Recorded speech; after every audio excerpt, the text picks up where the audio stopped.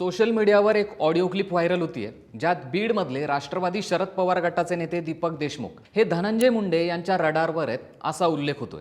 या क्लिपमुळे बीडच्या राजकारणात खळबळ उडाली आहे। हे नेमकं प्रकरण काय आणि या रेकॉर्डिंगमध्ये नेमकं काय तेच या व्हिडिओतनं सांगतो। दीपक देशमुख यांनी पत्रकार परिषद घेत एक क्लिप ऐकवली।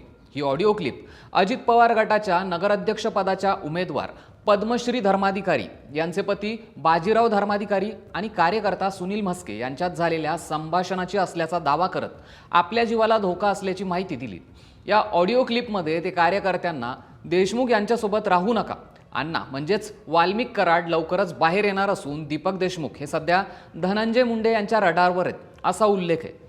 परळीतलं प्रशासन कुणाच्या तरी दबावाखाली काम करतंय आणि आपल्या जीवाला धोका आहे असा गौप्यस्फोट देशमुखांनी या पत्रकार परिषदेत केलाय। शिवाय बाजीराव धर्माधिकारी यांचा सीडीआर तपासावा अशी मागणीही त्यांनी केली आहे। त्यामुळे ही धमकीवजा कॉल रेकॉर्डिंग व्हायरल झाल्याने आता खळबळ उडाली आहे। गेल्या काही दिवसांपासूनच देशमुख हे सतत चर्चेत आहेत। परळीतल्या स्ट्रॉंग रूम बाहेर 24 तास पहारा करू देण्याची मागणी त्यांनी केली होती, पण प्रशासनाच्या वतीने त्यांची ही मागणी नाकारण्यात आली होती। यावरनच परळीत राडा झाल्याचं चित्रही पाहायला मिळालं होतं। त्यामुळे दीपक देशमुख यांच्यावर गुन्हाही दाखल करण्यात आला होता। या संदर्भात देशमुखांनी निवडणूक आयोगाकडे रितसर तक्रारही दाखल केली होती, पण आता या राड्यामुळेच ते धनंजय देशमुख यांच्या रडारवर आल्याची चर्चा आहे। पण दीपक देशमुख आणि धनंजय मुंडे यांच्या वादाचा इतिहास काही आताचा नाहीये तर जुनाच आहे। देशमुख हे मागच्या 20 वर्षांपासून मुंडे घराण्यासोबत आहे। स्थानिक राजकारणात त्यांची मोठी ओळख आहे।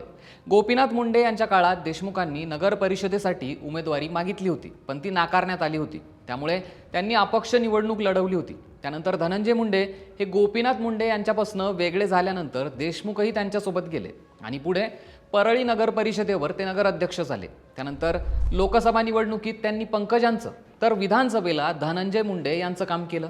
पण अलीकडच्या काळात मुंडेंची सगळी सूत्र ही कराडच्या हातात होती। त्यामुळे नगराध्यक्ष म्हणून आम्हाला मुंडेंनी काम करूच दिलं नाही। शिवाय आतापर्यंत जेवढी करोडो रुपयांची टेंडर निघाली त्या सगळ्या फाईल या नगर परिषदेतनं गायब आहे असा आरोप देशमुख यांचा होता। नगराध्यक्षपदासाठी आपल्याला यावेळी संधी मिळणार नाही याचा अंदाज त्यांनी घेतला आणि शरद पवार यांच्या राष्ट्रवादीची वाट धरली आणि आपल्या पत्नीसाठी उमेदवारी मिळवली। त्यामुळे नगर परिषदेत देशमुख आणि मुंडे यंदा आमने सामने आले होते। पण आता नगर परिषदेच्या निकालाआधीच या क्लिपमुळे बीडचं राजकीय वातावरण चांगलंच तापलंय आणि दोन्ही राष्ट्रवादी आमने सामने असल्याचं चित्र पाहायला मिळतंय। या क्लिपमध्ये वाल्मिक कराडच्याही नावाचा उल्लेख झाल्याने हा चर्चेचा विषय झालाय। यामुळे मुंडे हे आता जाणून बुजून राष्ट्रवादी शरद पवार गटाच्या नेत्याला टार्गेट करतायत का असा प्रश्न उपस्थित होतोय। ही क्लिप व्हायरल झाल्याने काही चौकशी केली जाईल का किंवा याची सत्यता तपासून देशमुख यांच्या आरोपांवर काही ॲक्शन घेतली जाईल का यावर तुम्हाला काय वाटतं कमेंट करून नक्की सांगा आणि असेच व्हिडिओ पाहण्यासाठी सरकारनामाला सबस्क्राईब करायला विसरू नका।